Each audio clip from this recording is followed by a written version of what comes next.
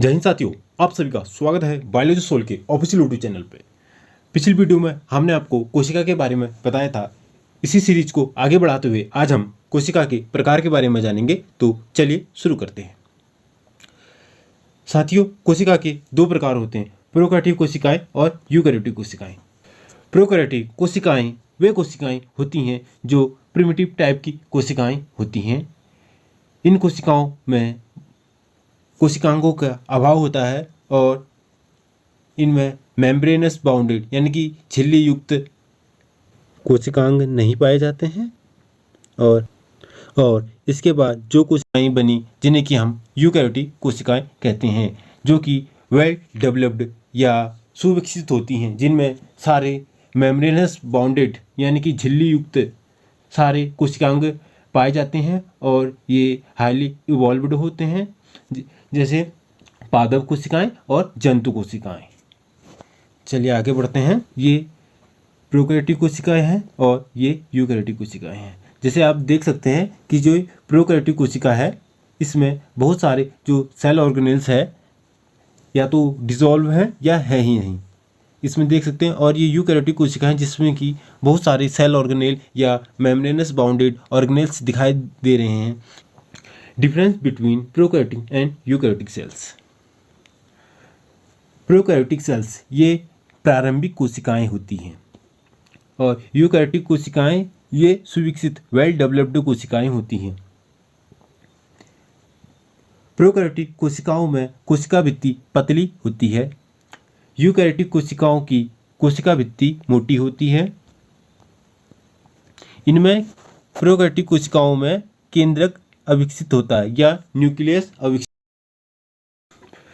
Eukaryotic कोशिकाओं में केंद्रक सुविकसित होता है।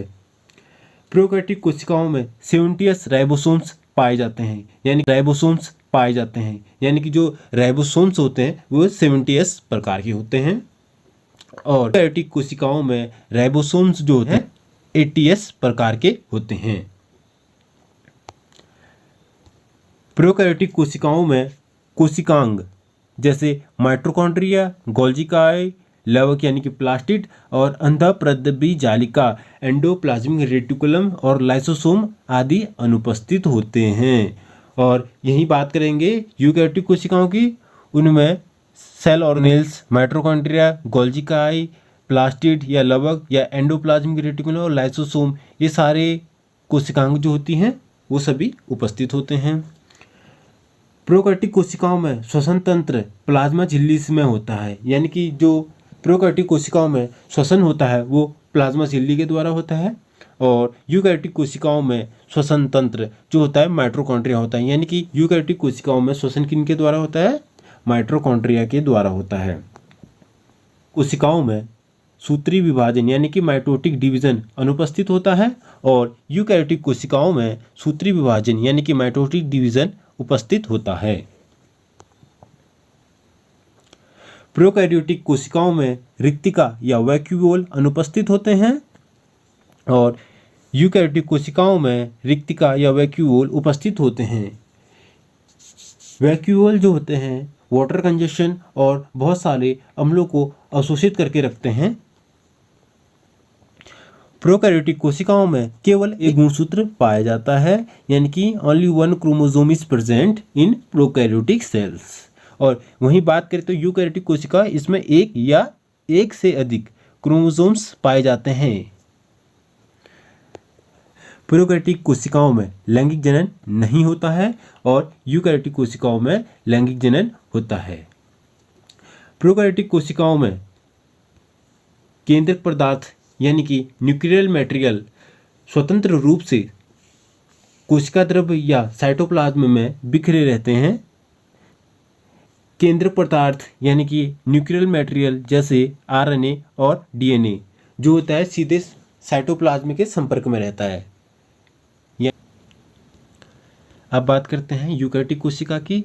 इसमें केंद्रक पदार्थ डीएनए या आरएनए जो होता है साइटोप्लाज्म या कोशिका द्रव्य के सीधे संपर्क में नहीं रहता है, यह केंद्रक द्रव्य के संपर्क में रहता है या न्यूक्लियोप्लाज्म के संपर्क में रहता है।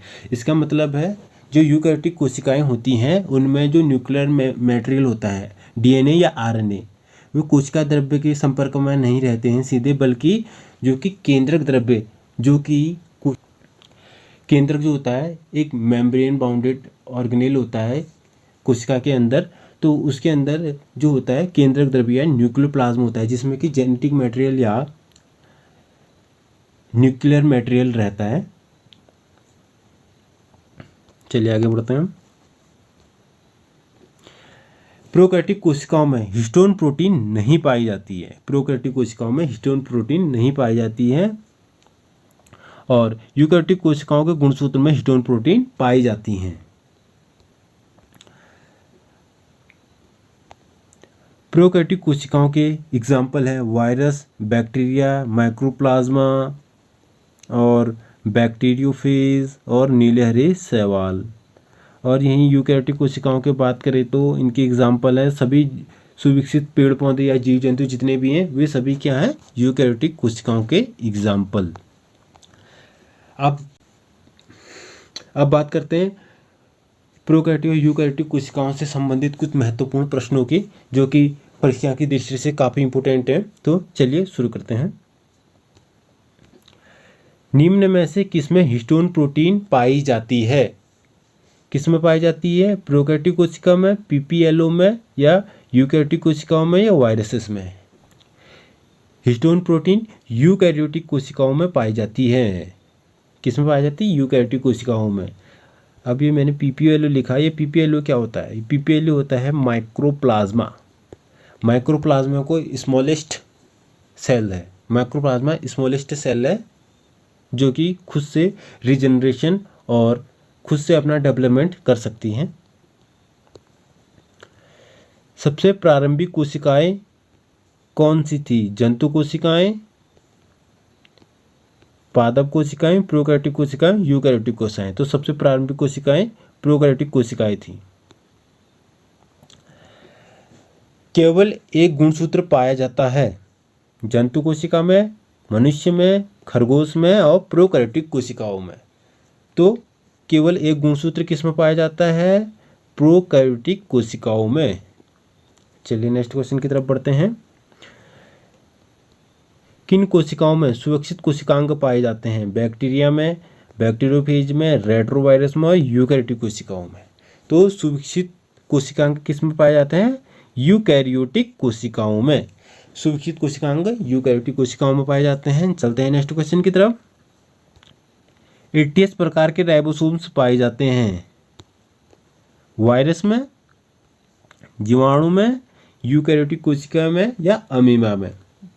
तो 80 प्रकार के राइबोसोम्स यूकैरियोटिक कोशिकाओं में पाए जाते हैं। चलते हैं नेक्स्ट क्वेश्चन की तरफ। सबसे छोटा प्रोकैरियोटिक जीव कौन सा है? सबसे छोटा प्रोकैरियोटिक जीव कौन सा है? यूग्लिना, पैरामीशियम, माइक्रोप्लाज्मा या अमीबा। अभी मैंने थोड़ी देर पहले आपको बताया पिछले क्वेश्चन में कि पीपीएलओ या माइक्रोप्लाज्मा सबसे छोटी प्रोकैरियोटिक कोशिका है या प्रोकैरियोटिक जीव किस प्राणी जगत में पाए जाते हैं? कवक में, शैवाल में, मुनेरा में या फिर प्रोटिस्टा में? ये पाए जाते हैं मुनेरा में। प्रोकैरियोटिक जीव किस में पाए जाते हैं? मुनेरा में। चलते हैं नेक्स्ट क्वेश्चन की तरफ। कोशिका झिल्ली की प्रकृति कैसी होती है? पारगम्य, अर्धपारगम्य, स्वतंत्र या गैर पारगम्य? तो कोशिका झिल्ली की प्रकृति कैसी होती है? अर्धपारगम्य, यानी कि सेमी परमिएबल, जिससे आदान प्रदान आसानी से किया जा सकता है कोशिका के अंदर और बाहर।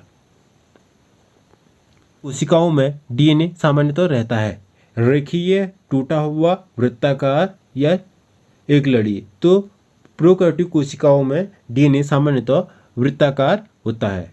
कैसा होता है? वृत्ताकार। चलते हैं नेक्स्ट क्वेश्चन की तरफ। लवक नहीं पाए जाते हैं आम के पेड़ में, छोटे पौधों में, हरे पौधों में या फिर जंतुओं में। तो किस में नहीं पाए जाते हैं लवक?